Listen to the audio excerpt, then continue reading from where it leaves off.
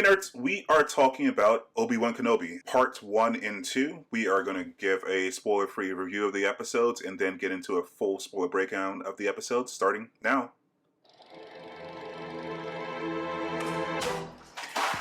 Welcome to the Nerd Social. I am Nathan. Hello there, I'm Priya.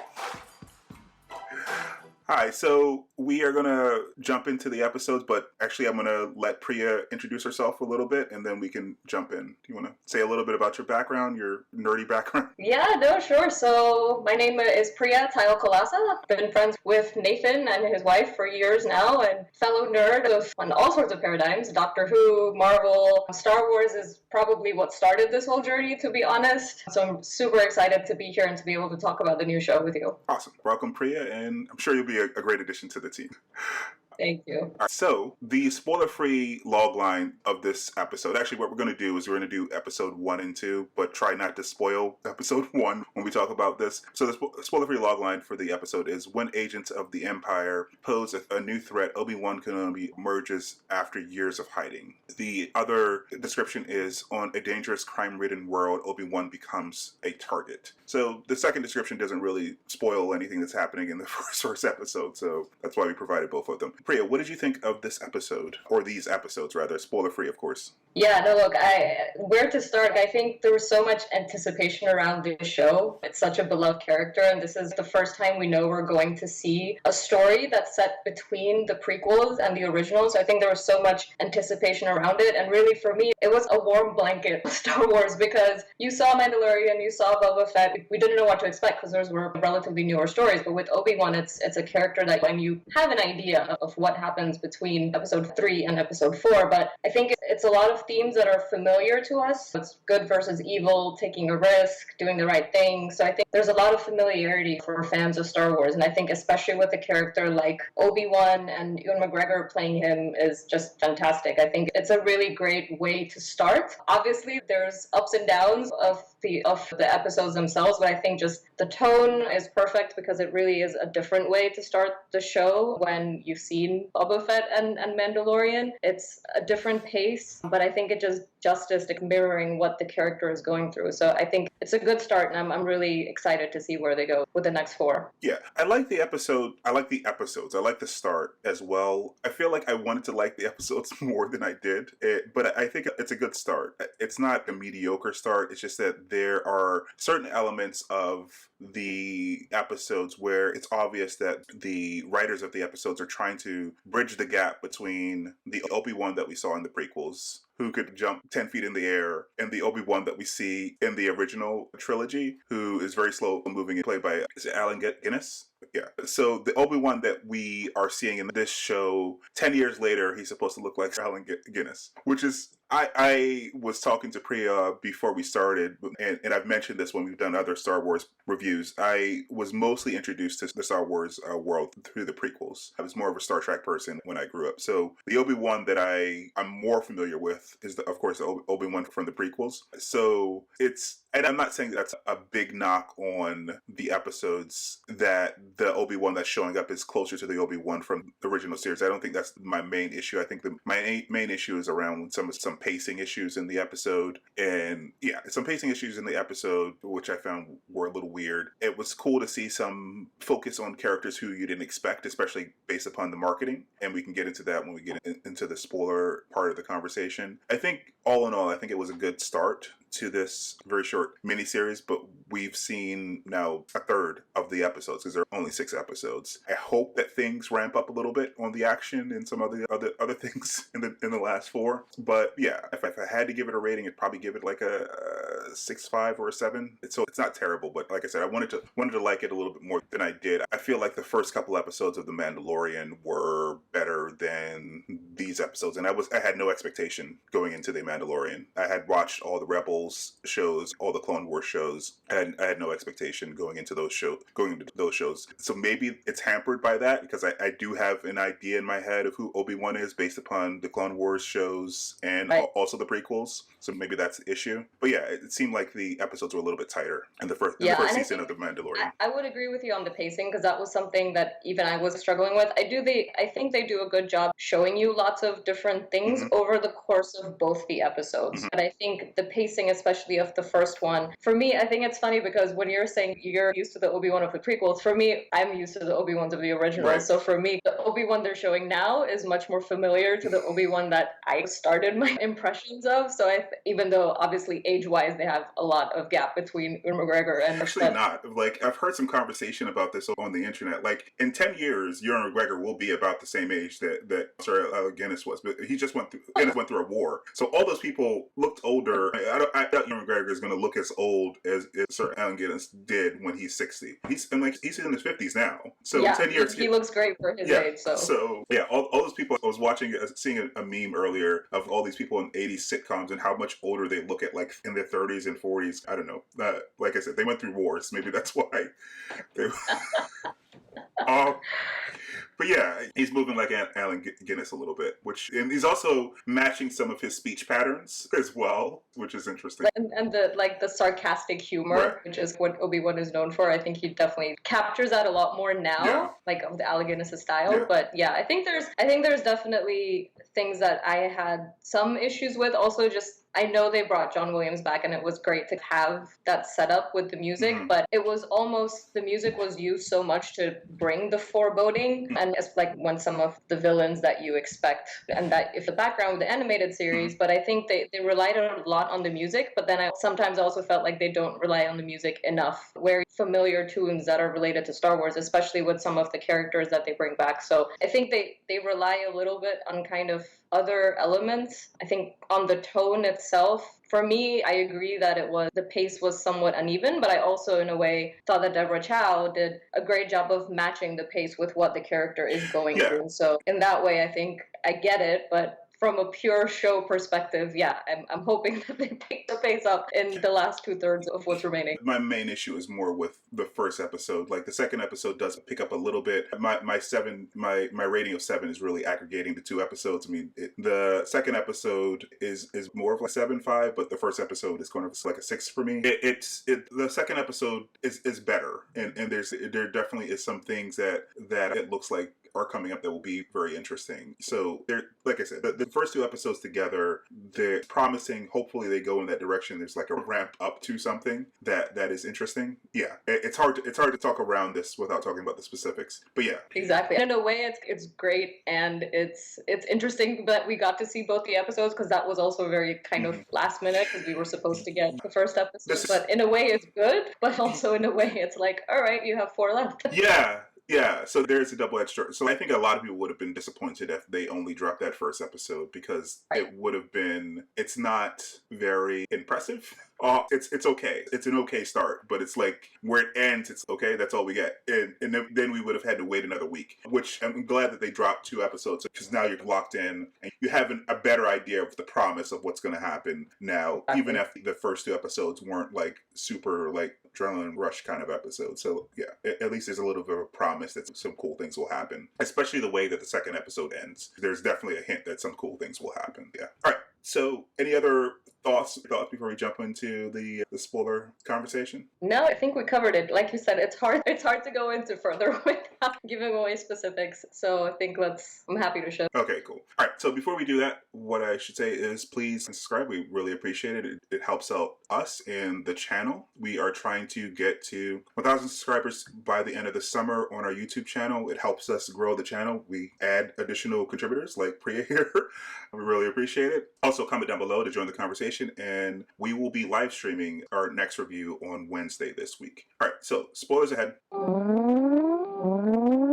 So where do you want to start? We're not going to go through the entire episode because that would probably take us 2 hours, but we'd have screenshots for everything. So we can jump in and start talking about, I guess, the things that are most interesting to us. Some of the things I was mentioning about the pacing in the first episode was around Obi-Wan kind of in the desert and dejected because of what happened at the end of Revenge of the Sith.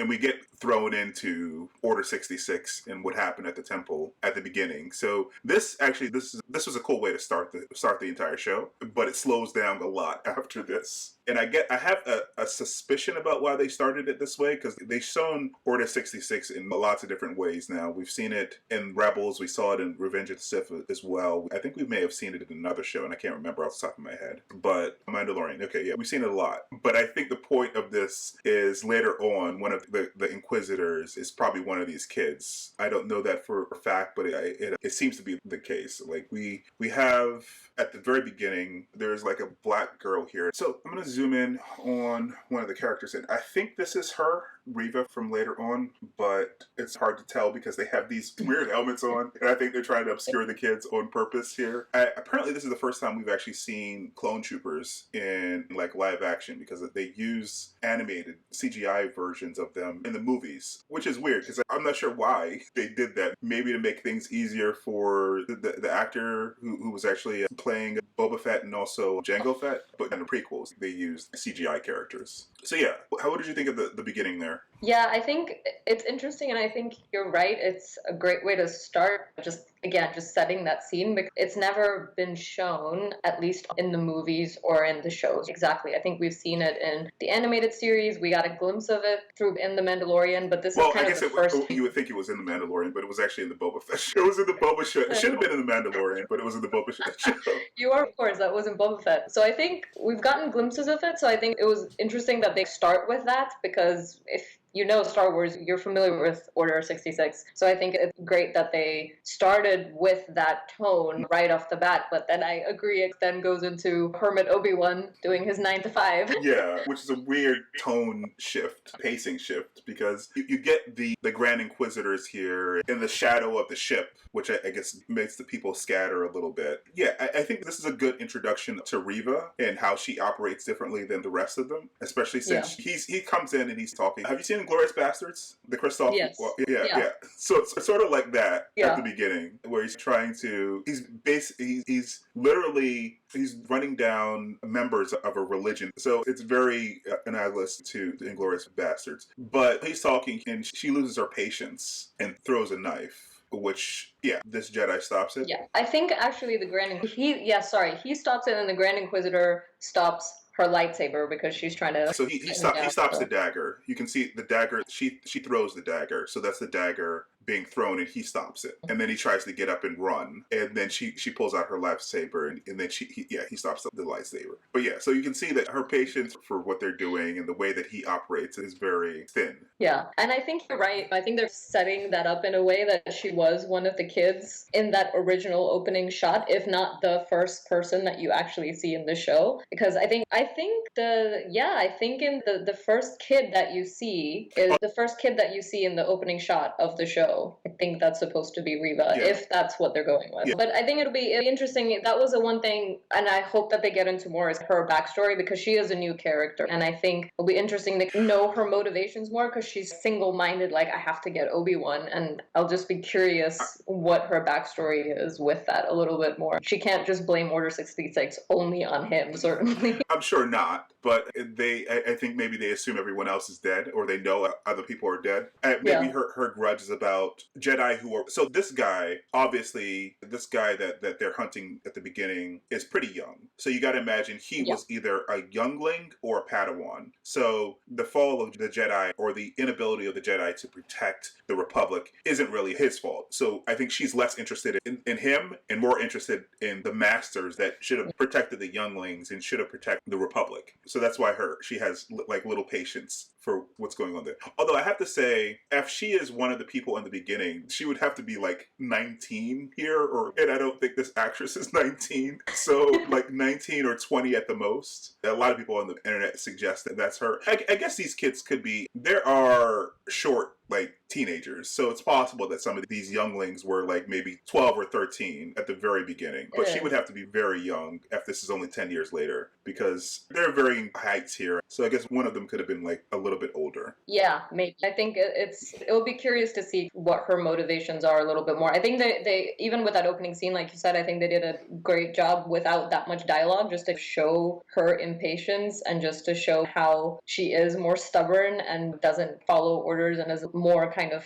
headstrong and driven. And I think it's obviously setting her up as the juxtaposition for Obi-Wan. Yeah, she definitely is the more interesting part of these two episodes. In the Obi-Wan show, he's not the most interesting thing happening in this show, unfortunately. Yeah, I think for me with Obi-Wan and just I think Ewan McGregor just plays him so amazingly, like just catching the subtleties of it. I do think he carried the first episode particularly a lot just because it was just about him. He doesn't come on the screen, I think, until 12 minutes, and then he doesn't speak until 16 minutes. And so I think the character carries a lot of gravitas, and that makes sense, but it's interesting to see how quick-paced the Inquisitor scenes are, especially with her, because she's trying to just, like, get things moving, and he's just trying to, like, completely forget and slow down time. So I think it's definitely the juxtaposition between the both of them being opposing characters, and that's what Star Wars does. They make it very clear who's on the dark side and who is fighting for good. So I think they made that very clear distinction between the two of them. Yeah, and it's also, I guess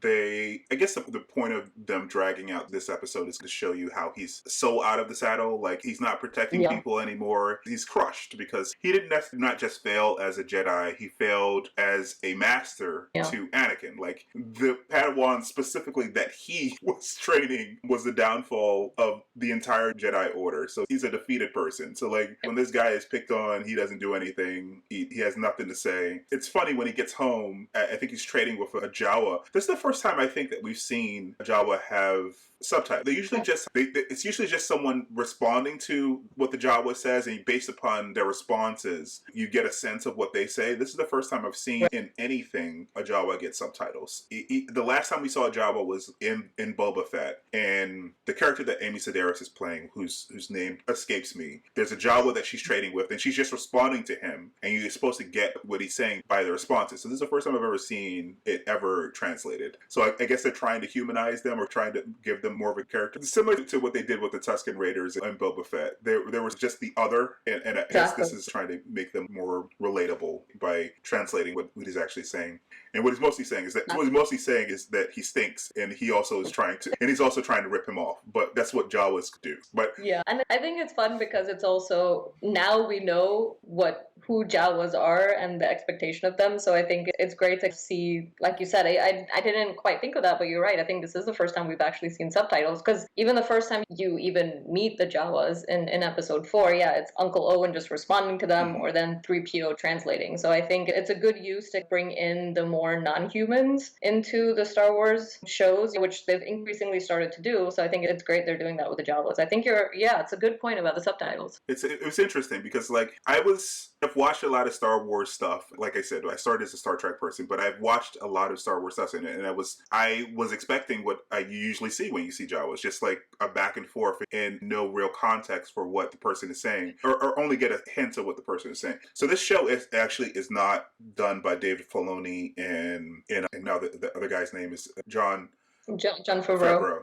This is a different creative team, so it was interesting that this creative team decided to give the Jawa sort of a voice in this episode. So it was an interesting choice. Yeah, so as we were saying, he's tormented by all these things that happen. You see some scenes from Mustafar, you see some scenes of Anakin as a child, and at the end of him sleeping, he calls out to Qui-Gon. At the end of the Revenge of the Sith, if you remember, and actually they show you, because they do a recap at the beginning of this episode, Yoda said that there's a way that he could reach out. So apparently 10 years later, he still hasn't reached out to him. He hasn't figured out how to do it. And I assume by the end of the season, he will figure out how to do it. Yeah. You can't set that up and show that line specifically in the recap and not have Liam Neeson show it. Up. Liam Neeson swears up and down that he doesn't want to do any streaming shows, but so did Andrew Garfield for the last year, that he's not going to show up. He's not going to show up. So these people just lie outright, especially when they're doing Disney stuff, because the mouse will come after them. Yeah.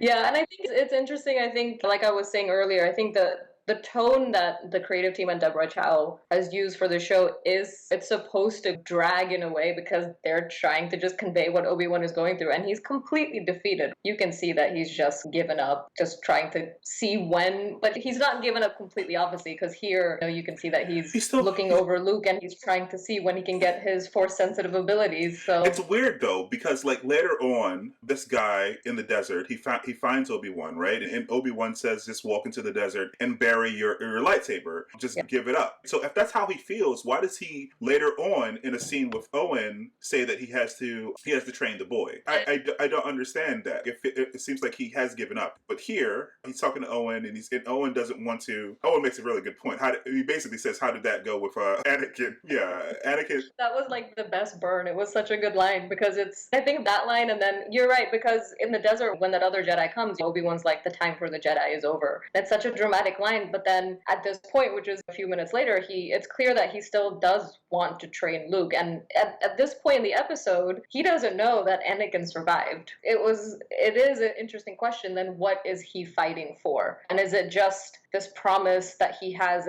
to Qui-Gon and to the Jedi Masters that he has to continue teaching and passing on the ways of the Force and not fail the way that he failed Anakin? And maybe that's just his sense of duty. But he's also seems to give it up though. Like, how is he going to train Luke? So he specifically says it here, when the time comes, he must be trained. Okay, by who? Because you're not practicing. Like, he barely saves Leia in the next episode. He's not practicing. He's moving very slowly. If he's barely practicing himself in the next 10 years, how's he going to teach him anything? So it's weird that they show him that he's crushed, but he's also holding on to this hope that he's going to train this kid later on. But for what? Because he seems to say that the order is over. That's a little bit of incongruity of this in this episode. That's weird, because here, like I said, in the desert, he said we lost, and this guy's saying, like, what happened to you? Can we also just say this guy? It's a minor surprise how he lasted 10 years considering how quickly he reveals himself. I was a little, not the most incognito, just kind of shows up. You gotta imagine that this guy,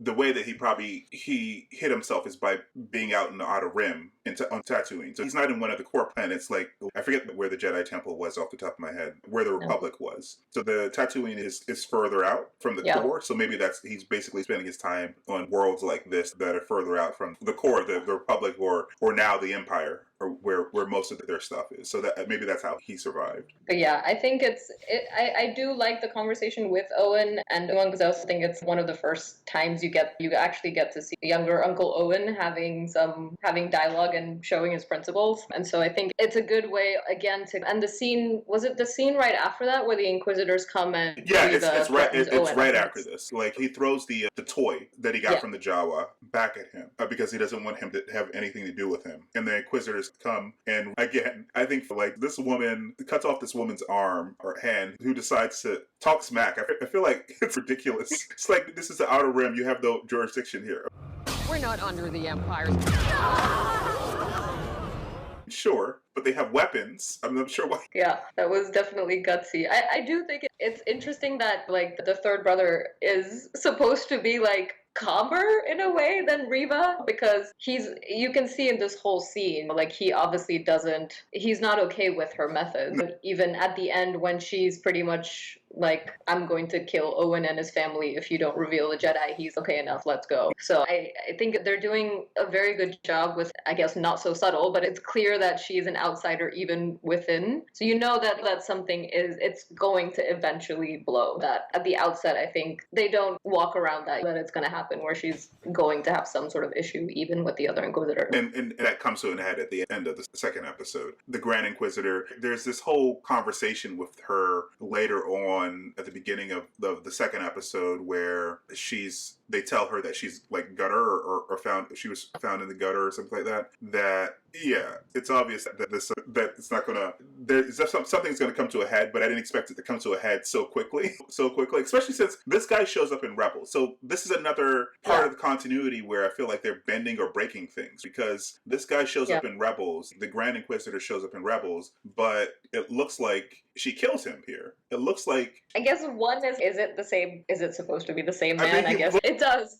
But I guess the other question is, did she actually kill him, or? No. You can see here that it's right in the gut. So unless all of that is robotic parts, I don't know, like Vader or something like that. Maybe those are robotic parts that can be replaced. But you can see she stabbed him with a lightsaber through his body. Yeah, in the gut, which is where Qui-Gon got stabbed, and he pretty much died straight away. Yeah. So the one thing I will say, I know we're skipping ahead, but I will say, if that was to happen, I wish there was at least like a saber fight. It just seems so non-dramatic dramatic, and it was an Yeah. opportunity. To be honest, like in the first 2 episodes, there's not that much use of the Force, and there's not that much use of lightsabers. And majority of it that you see, that's sabers or the Force, is with the Inquisitors. And I feel like this was a moment to have this showdown, and also give enough time for Obi-Wan to run, because that was also another. I won't start about the chase scenes yet, but I feel like all of the chase episodes had a little bit of really. Yeah, it made no sense. It's similar to every time about the chase scene. So like, there's a chase scene when Leia is kidnapped, which made no. I mean, like, those did she get like the most incompetent people ever? So like,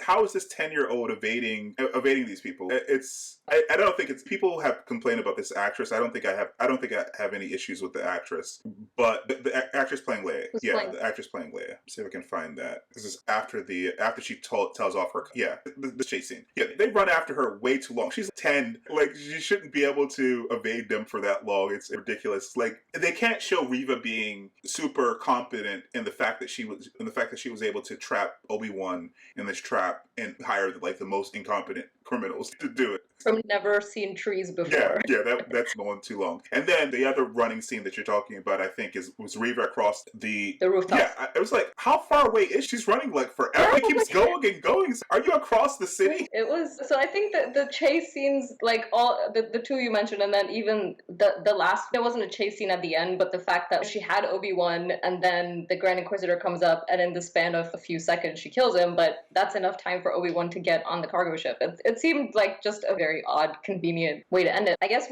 we should talk about Leia. That's, I think, like the biggest. Yeah. So I think I think the advertising, people thought that it was going to be young Luke, and a lot of people were uninterested in young Luke. So yeah, this is the one place we actually see the Force. It's not true. We saw the Force being used to stop the blade in the first episode, which we mentioned, and we saw the Grand Inquisitor stop her from slicing the Jedi in half. But this is the first time we see Obi-Wan use the Force, and he's struggling. This is what I was talking about, though. If he's struggling this much, how is he going to train Luke? How is he going to train Luke? Like, it's like it seems like part of him is resigned and he's dispirited, but another part of him is like delusional as well, and like holding on to the past. Like, a part of him won't let go of the past, but most of him has given up on the past. So it's interesting. Yeah, he's also, apart from this, he's moving a lot slower. Like, he struggled with that fight with, even though these criminals had a hard time catching Leia, but an easy time beating the crap out of him. So he struggled a little bit in the hallway with them as well. And if you remember from the prequels, he would have just used the Force to throw them around.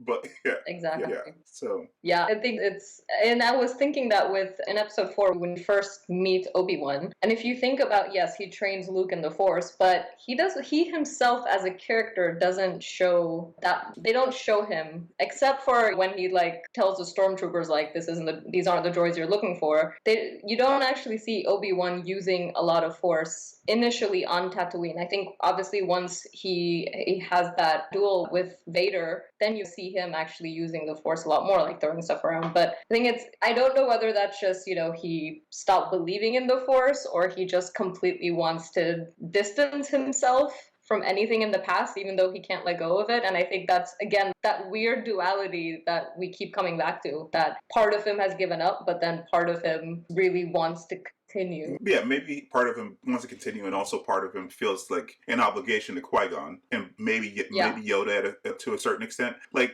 Qui-Gon's dying wish was for him to train Anakin, and he screwed that up royally, apparently. So maybe he thinks that training Luke is sort of an extension of that promise. Like, he screwed up Anakin, but maybe he can fix Luke, or maybe he can do right by Luke. But I think Senator Organa's point about their 2 children, why it's a very good point. It is. And I always thought that, I was like, it's very myopic. You're just focusing only on Luke. Because, Senator Organa had to be like, his sister is just as important. My duty is to the boy. What about your duty to his sister?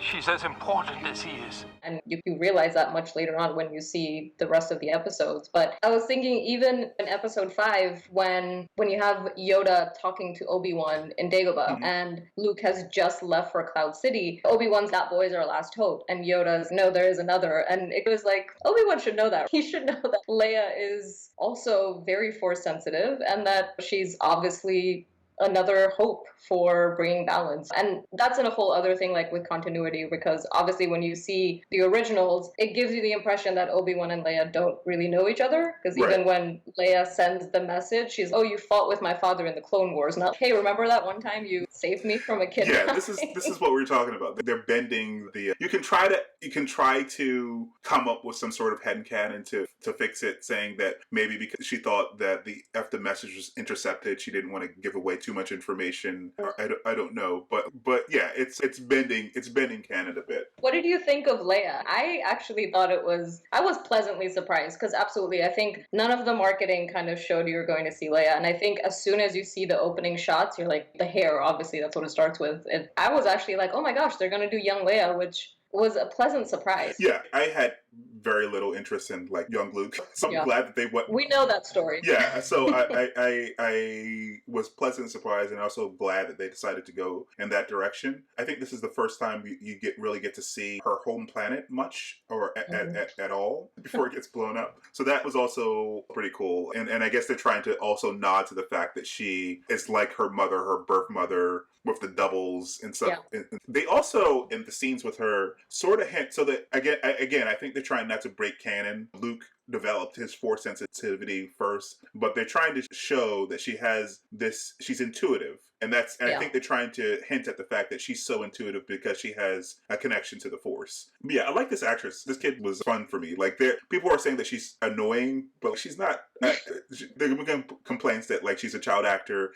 There's like a line between like annoying and precocious, and she's on the other side of the line. But she was precocious to me. I liked her attitude, especially the scene when she's like telling off her cousin, which comes after this lightsaber scene with the Inquisitors, because they're jumping back and forth. Yeah, so I think that's also another big hint about her ability. Not just the part when she says something to the effect that she doesn't have to show him respect because he's a lower life form. Yeah. But specifically the insight that she gives about the fact that he's basically just mimicking his father, and he has no real insights or any real agency or thoughts of his own, is where I think they're trying to show that she has some force sensitivity, intuitiveness. But yeah, I like this kid. I didn't like in the second episode where she starts to run away from Obi-Wan, because you can't show that she's so smart and she's so intuitive, but she also does like something stupid, run away from him and make the situation more difficult for the both of them. So that's,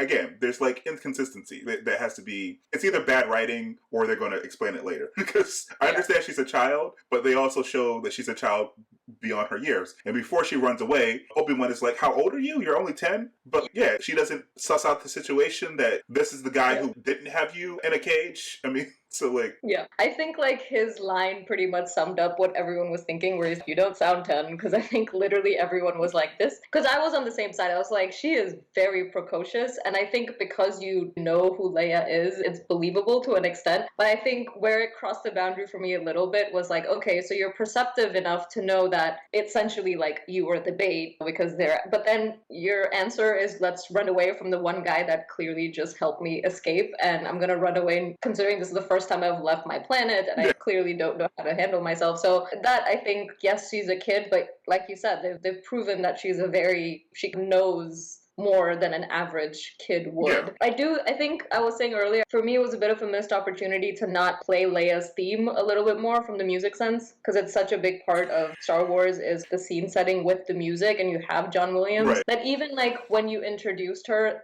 or showed her like hanging out with her droid, to not play Leia's theme, I think what they did was, and I saw some conversation about this online over the last couple of days, what they decided to do, what John Williams decided to do was play the beginning of their themes. So you hear the beginning, but because they're not the fully formed per people that we see in the movie, it gets cut off. So I think they do play her theme, but not the entire thing. Yeah, I think for me it was, I liked also just her interplay with Obi-Wan. Maybe this is just the Mandalorian formula of having a father figure and a child, but I think I loved kind of their interaction, because I think it also brought more like levity to his character, but it was just a nice interaction between the both of them. I think they had great chemistry together, so I didn't have much issues with the actress either. I think she actually did a great job for playing a character with so much weight, but I enjoyed their their interaction, and I think it's very clear they're trying to make her mimic Padme. I mean, to the point where he then says it, "Oh, you remind me of someone I used to know." It's clearly a nod to her mother. Yeah. So I think they did a great job. I'm curious to see how much more Leia we're going to get in the rest of the 4 episodes. Well, I think she's definitely going to show up in the next episode because that's how we left her. I think so. We didn't mention, because we've been jumping around, we didn't mention Johnny's character. What did you think of, like, when he showed up? I thought they were going to actually play it straight and he was going to be a Jedi. I don't know if I might like it better that he's a crook, but like a good crook, a crook with like a Han Solo crook. Like, he has a code. Yeah. What did you think of? No, I actually like the Haja character. I think you can see that Kumail is having a ball playing that role. You can totally see it. Yeah. And I thought it was an interesting kind of also just break in the tone, because he's obviously there also for comedic effect. I'm curious if he survives. It's so weird. That's another inconsistency here, right? We've seen Reva not hesitate to cut people's limbs off, like throw a knife at someone's head, but all she does is extract the information from him, and she doesn't kill him. And that doesn't make sense based upon what they established, except for the fact that they didn't want her to kill him, and they want to use him later on. But you have to write better than that. Have something stop her, or something, like, because it undercuts what you established earlier on. If you're trying to establish who this person is, I don't know.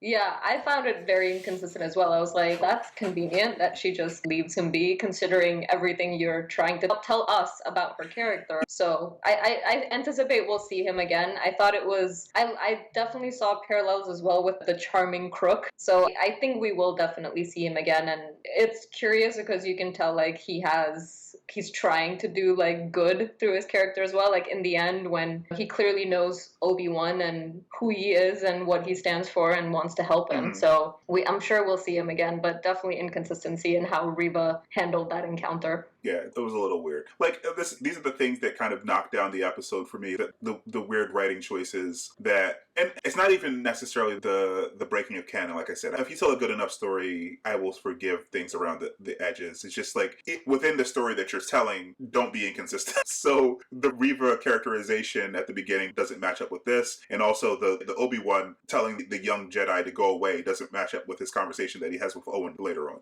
It's confusing, and it needs to be explained. And the explanation shouldn't be he told this young Jedi to go away, but because in the movie he does train Luke, he's still interested in training Luke. That's not a good reason to have those two scenes. You have to bridge the gap between those two things. So yeah. No, I would agree. I think I do hope some of these inconsistencies get a little bit more ironed out, because it's so stark, it's so noticeable, right? With these, especially like the character inconsistencies, it's hard not to notice them. The chase scenes is something we talked about, but I also found the gadgets very convenient.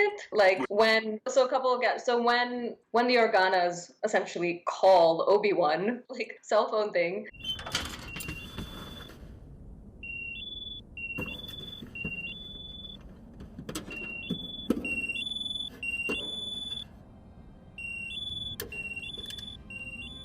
Or it just shows up, and it deflates a little bit when Leia had to put the message and send it to Tatooine. Yeah.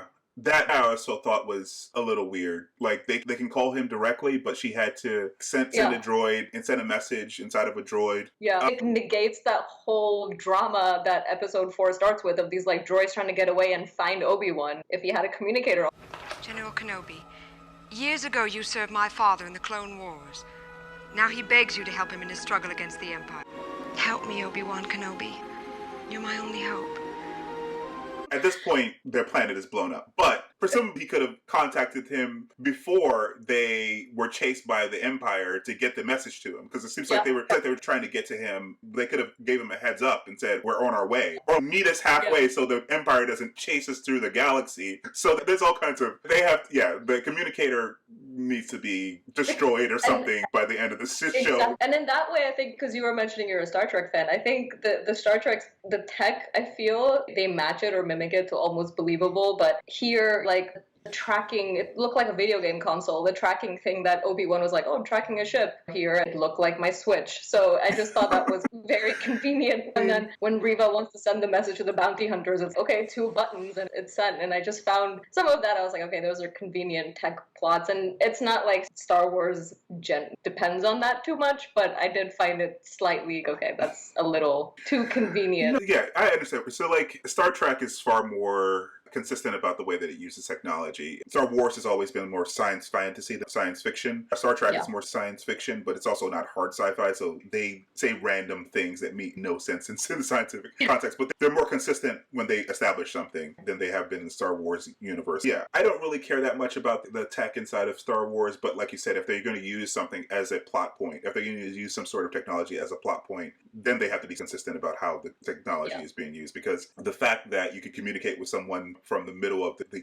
galaxy all the way out to the outer rim, which he did. Why was Leia above Tatooine? Why didn't they just say, come to us, Obi-Wan, and meet us here? So yeah, that communicator has to be destroyed, or something has to happen to it by the end of the season, because it doesn't make sense. It makes a whole inciting incident of the entire trilogy, the first trilogy, not make sense. Yeah, exactly. But I think that I do wish they had, just because I am all for fan service, I almost wish they had said, help us, Obi-Wan Kenobi, you're our only hope, when they were asking for his help to save, because they were pretty much saying that without the line, when I almost wish they said it just to have that full circle, the backward circle. Yeah. And when Bail Organa shows up at his cave, please, old friend, for her, one last fight.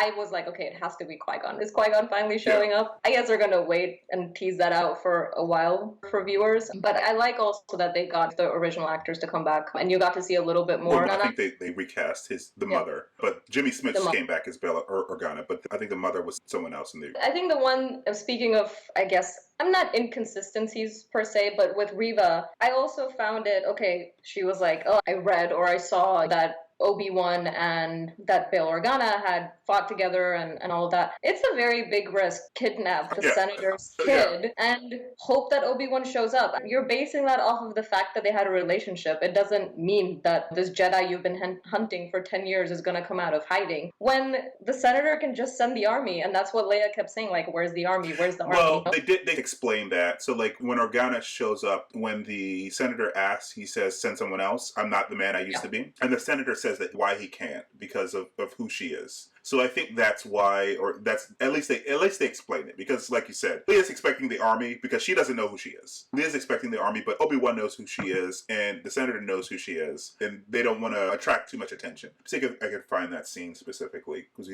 we've been skipping around because we assume everyone's seen the episode, so we don't need to recap the entire episode. Yeah, no, I agree with you there. I'm saying my kind of question is, that's a big thing for Reva to know that is enough of a connection to have it come out of hiding. You're right. So from Reva's point of view, the senator could just send the entire army, because Reva doesn't know that Leia is Anakin's daughter. So it's weird that she would do that, because this is a senator and he can send an entire army after her. Exactly. And that's what I mean. It's such a big risk for Reva to take, because she has no idea that what action would happen. Who's to say that Obi-Wan will come out of hiding? Organa can just send his army over. And so I think it's a pretty bold, gutsy move from her part that obviously worked out, because she couldn't have possibly known that that would have been the outcome. Yeah. So Obi-Wan here says, what about the Senate? We cannot let this become public. Then their guards are bounty hunter. Only you know how important she really is. But they have private information, but the writers are writing Reva like she has the private information too, and she doesn't. So it's that's another inconsistency, and a weird inconsistency. That's probably something that they're not going to explain, and unfortunately, but some of the other things they can try to fix later on. We'll see. Yeah, I feel at this point like we're nitpicking, but we've had conversations about this on the channel before. Like after the episodes were better, you wouldn't notice these small details or these details that annoy you wouldn't show up or be as important. But because the episode sort of dragged in places and the pacing was off in places, these inconsistencies show up even more, or they bug you more, because there are lots of plot holes and even great art. But when it's like more middle of the road art, those plot holes become more annoying. So yeah, they have to iron out how competent and or ruthless Riva is, because it's not really clear how competent or ruthless she is, because she seems very competent at some points and very ruthless at some points, and then not so in other points. Yeah. I hope they iron out. I think overall I enjoyed the episodes. I think I enjoyed them because of the high points were really high. Yeah. And I agree, like, we're definitely nitpicking, but I think the high points were, for me, I think with just, again, the understated way that McGregor has really shown the difference, because this is the first time he's playing this version of Obi-Wan. Yeah. And I think he really carries that really just in a way that you see without that much dialogue, especially in the first episode. You can really see just how much the past and the pain has just weighed him down to this kind of hopeless shell. And in a way, I found it interesting that he's just emptying this fish, and I don't know if that's supposed to be a metaphor for him or not, where it's like slowly eating away with all of this pain. But I think those were a lot of the high points for me. I think bringing in Leia's story was also just great. And the interaction she has with her father, which for Star Wars and father figures, it's nice to see a positive father-daughter relationship there with Bail Organa and her. But yeah, like I said, I do wish that we had at least one saber fight. I think that's just me being like the Star Wars nerd. That would have been nice, because we got the 2 episodes at the end to have a bit of a showdown with the Grand Inquisitor and Riva. I assume that we will, now that he knows that Anakin is alive, and this is how they decided to end the shot with basically a cross dissolve or a quick cut into Anakin's face. This is the end of the second episode. So I guess we'll see a duel, and that might break canon a little bit. Yeah. But it'll still be cool to see. So again, if it's good, if it's interesting, you can forgive these things. So we'll see. I loved how it ended. Just like the shots between just them and their, like, the close-up of their faces, just like the fear and the confusion on Obi-Wan's face. I love how they ended on that tone of just this reveal for him. It's something we've obviously already known as an audience, but I think it was just great to see that, and that's the first shot you have Hayden Christensen as Vader. I think it's interesting that Riva referred to him as Anakin. I feel like that's just again, how would she have that information? Right, yeah. And how would she knew where to put that salt in Obi-Wan's wound of, yes, Anakin's alive. It just, as an audience, that it's supposed to hit him really hard, and hearing that name out loud maybe, but it also just seemed a very odd thing. I was like, why would she say that? Why would unless they explain why she has more information than she should later on, it makes no sense, because she would know him as Darth Vader. She wouldn't necessarily know his previous life or who he was, but it seems like she has a lot of information about what happened to Anakin, the fact that Obi-Wan might not know that Anakin was alive, what Anakin meant to Obi-Wan, so she has a lot more information than maybe even the Grand Inquisitor does about that relationship. They have to fill that in, otherwise it makes no sense. I think that's something that probably will be fixed later on, as opposed to, like, why she stole a senator's daughter and without a thought to the repercussions of stealing a senator's daughter. But yeah. Yeah, I think for sure we will get Riva's backstory, and I think it has to come. So I think it'll be interesting to see how and why she has this extra information and knows how to push Obi-Wan's buttons, because you're right, she definitely seems to be a little bit more in the know, and I would also hope they expose a little bit more why she has this kind of single-mindedness about finding Obi-Wan. Yeah, so I'm sure they will do that. I think we hope so. We hope so. Yeah. I also do agree. I think they will have to do at least one duel between Obi-Wan and Vader. I don't see how that's not going to happen after the show was announced and announcing that Hayden Christensen's coming back too. Surely they will. Even though, yes, it breaks canon, because when you see them in episode 4, they haven't seen each other since the end of episode 3. Yeah. I've been waiting for you, Obi-Wan. We meet again at last. The circle is now complete.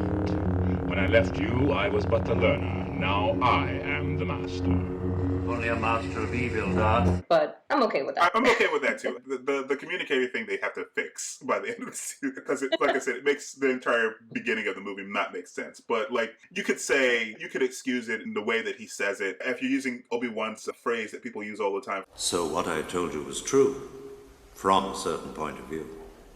A certain point of view? From a certain point of view, you can see what Vader was saying, but the communicator thing they do need to... Maybe the communicator got broken over the next 10 years. Maybe, yeah. So yeah, do we miss anything? Any major plot points you wanted to talk about? I think the one interesting thing that it reminded me to see disgruntled Obi-Wan giving up hope. It also reminded me what Luke is like in the newer episodes, and he's like, the Force, you know, like, I'm just gonna live as a hermit on this island. And it kind of had parallels to that as well. I feel like this happens. This is a cycle for all Jedi. They learn the Force and then they get disillusioned with the Jedi Order, and life hits them, and they get disillusioned with everything. It's interesting. Yeah.